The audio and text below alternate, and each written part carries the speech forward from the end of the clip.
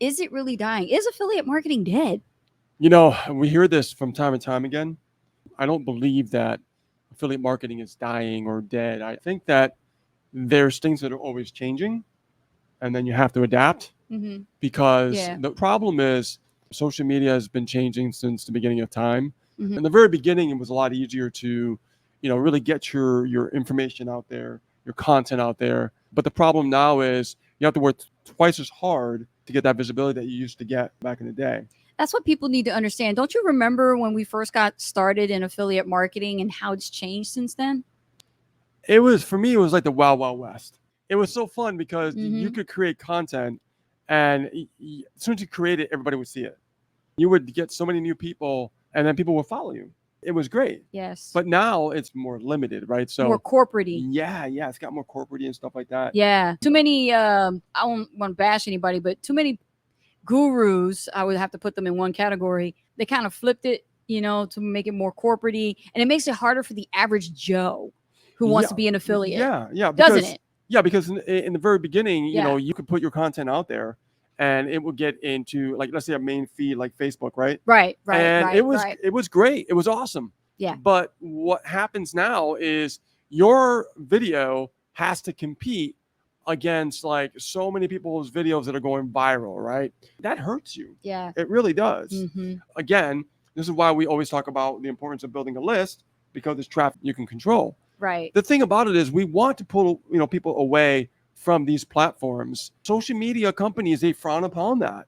But we have no choice. We have to do that to create traffic that we can control, because this traffic itself we can't control. Back then, they were just first getting started, call it Web 2.0. And it just like literally was great because there weren't a lot of rules and algorithms. They were just simple, basic. Hey, here's a piece of content. Oh, what is that content? I never seen that before. It's interesting. And this is how people find you. Yes. And you build new relationships and everything. It's like YouTube back then with the subscribe button, right? It meant something back then more than what it means today. And what is it now? Well, let's talk about back then, because back then, that's people following you. That's people saying, I'm interested in your content, right. So therefore I'm going to subscribe. So YouTube, before was bought out by Google, it was actually owned by a few kids.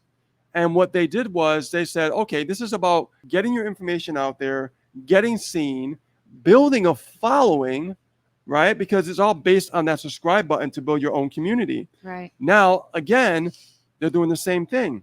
They're making it difficult, and your video has to go viral, has to get more visibility and things like that. You can't get that visibility like you used to do before unless you pay for it, right? Yes. Unless you run an ad, right? But it's harder for brand new people who are getting started. No, because they're not thinking about running ads. They really are not. No. The average Joe is not saying, oh, good, I'm going to go run some advertising. No, the only reason why they're doing it is because their mentors or coaches are telling them to go run ads. Exactly. And guys, we could talk about this like forever, because we've seen the changes happen over the years, and the visibility has just gone down, lower and lower and lower. It has. Now, I don't want this to be like a dreadful live and stuff like that, because there are things you can do to combat this. You don't have to worry about bending your knee to these corporates, because there's ways around that, and we discovered it. It's the same thing how I feel about our biggest wins, and we're going to talk about that on the show, is our biggest wins and the fails that we've had marketing online with affiliates, and what worked and what totally bombed. So let's talk about that. Let's dig into that. Let's dig into that. Yeah, let's dig into that one, because it really leads into that next thing. All the stuff that we've done over the years, and we've seen the changes in the marketplace. What are the biggest wins and failures that worked and didn't work, right?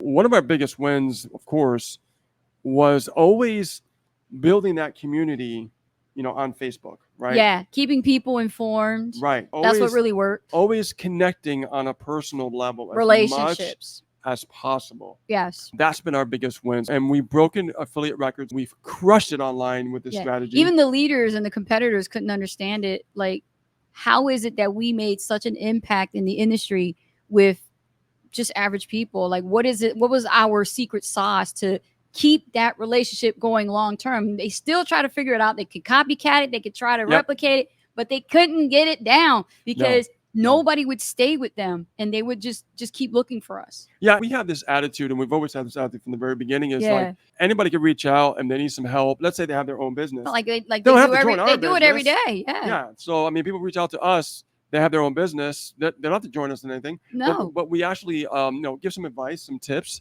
to help them move forward. We have like the best conversations. We have the best conversations. Best right? conversations. Like I was catching up with somebody, good friend of mine online. I met him online. He was in another program, but over the years, I've watched him in his feed and I've seen what he's doing. And then after all these years, like we're talking like more than several years, we're like more than 4 or 5 years. I've never had a conversation like with a video call. And thanks to video calling, conference calling, Zooms and things like that. And now video call with Facebook, we were able to have a conversation. We were on the phone for a while, and it was an awesome, awesome conversation. What we had, talking about the industry, talking about our wins and our losses, and speaking of like our plans for the future, what we want to do as leaders, from leader to leader. Like we got to have a good conversation.